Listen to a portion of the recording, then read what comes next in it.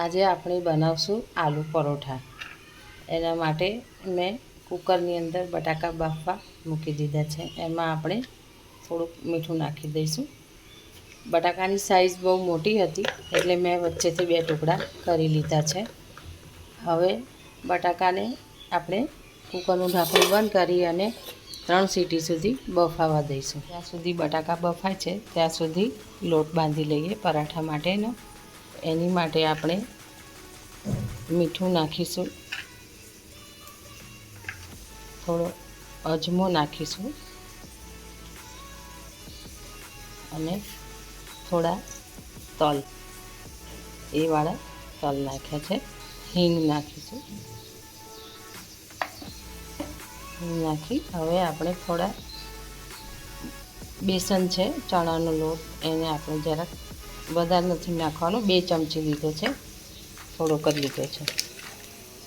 હવે એક થોડીક જ કસૂરી મેથી નાખીશું.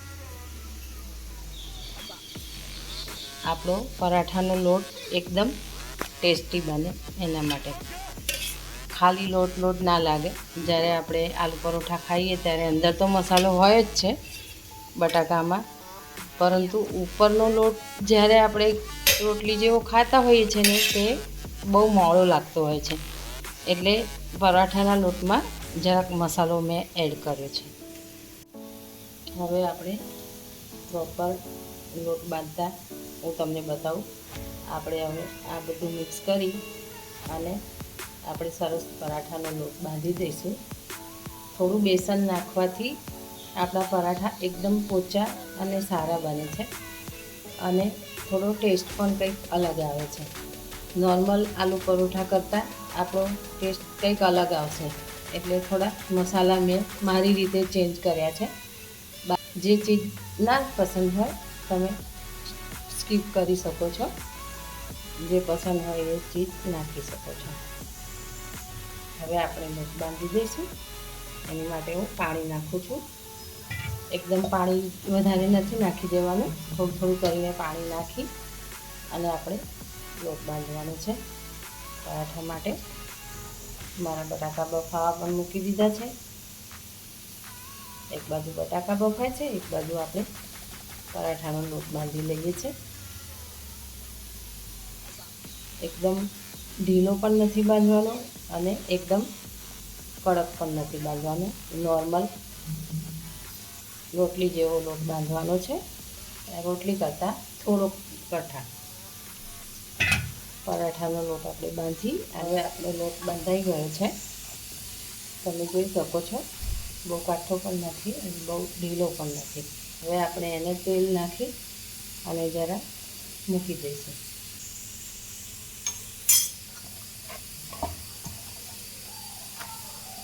તેલમાં મસળવાથી આપણો લોટ સુકાતો નથી અને એકદમ સ્મૂથ થઈ જાય છે ને સારું રહે છે.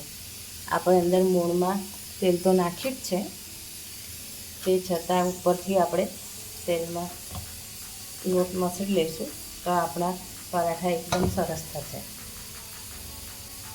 હવે આપણે આને ઢાંકીને અડધો કલાક રેસ્ટ આપવા મૂકી દઈશું.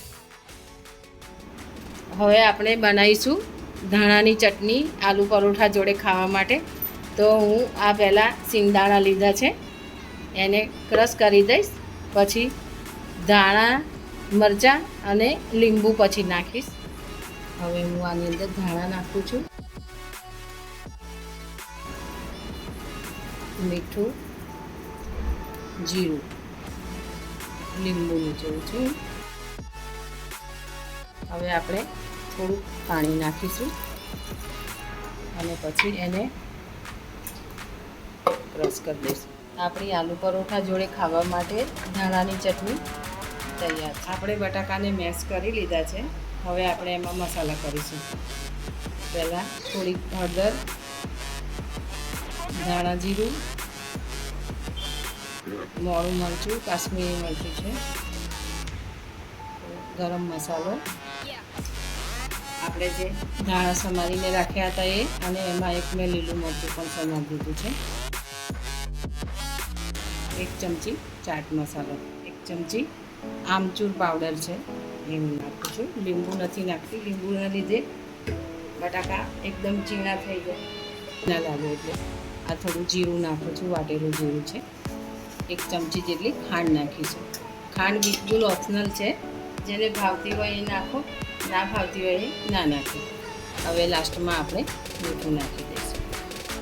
હવે આપણે બટાકાને મિક્સ કરી દઈશું. જે મસાલો નાખ્યો છે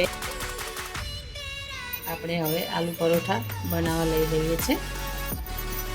મેં અત્યારે એક નાની રોટલી વણી લઉં છું. એની અંદર હવે આપણે માવો નાખીશું. જે આપણે તૈયાર કરીને રાખ્યો હતો બટાકાનો માવો, એ આપણે ભરી રહ્યા છીએ.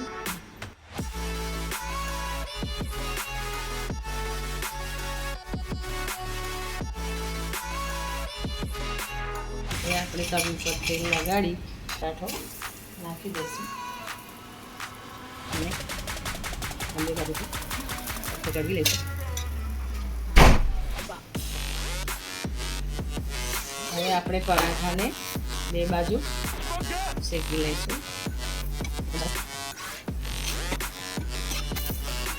આલુ પરાઠો તૈયાર છે, ખાવા માટે રેડી છે. આપણે હમણાં આલુ પરોઠા હવે ખાવા માટે રેડી છે. પીસી દીધા છે આલુ પરોઠા, અને આપણે આ ધાણાની જે ચટણી બનાવી હતી એ સાથે દહીં છે. આપણે ખાવાનું તૈયાર.